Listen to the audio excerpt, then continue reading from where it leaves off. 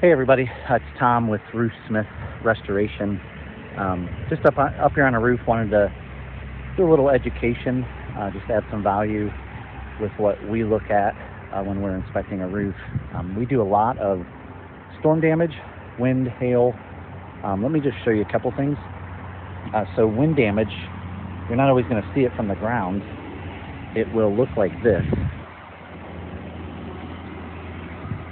And so that's actually from the shingle flipping back and forth, and it's going to actually cause a crease in that shingle. And then what happens after that happens long enough, you have this issue where that shingle will flap enough and then it'll actually go missing. So that's a little tip on wind damage to a shingle. Thanks.